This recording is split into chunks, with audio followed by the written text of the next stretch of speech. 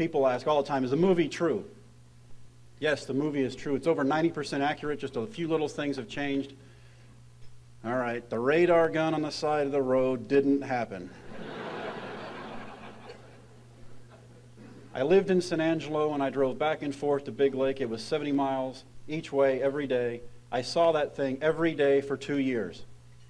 I taught science, and yet I was not smart enough to realize that you could do that. Mike Rich, the screenwriter, got out of the car one day and he said, let's try this. He threw a ball at it and it registered. I said, I knew that would happen. But a dream.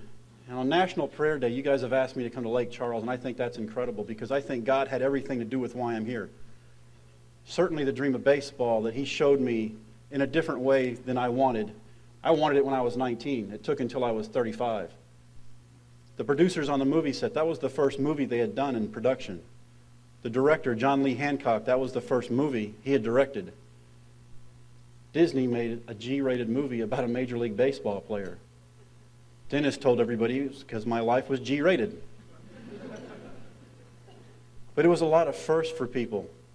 And in my early teens and 20s, and I'm going to talk about a little bit of that because it's not discussed in the movie that much, I was a very self-centered person. I was naive about life. I didn't know how to handle defeat because growing up I never was beaten until I started playing minor league ball.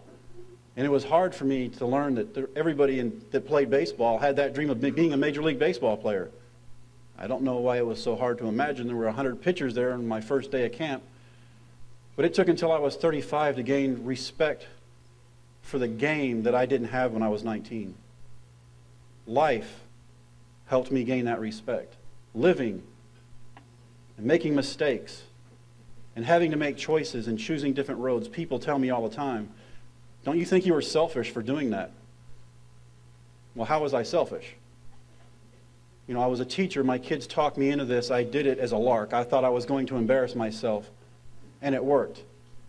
And then I tell my kids about a dream, and if you have a dream, you chase it down no matter what. You have to go walk through that open door and take a chance. If I don't do it then, I'm not teaching them anything, so I knew I had to walk through that door. Things happen for a reason. Doctors told me I would never ever pitch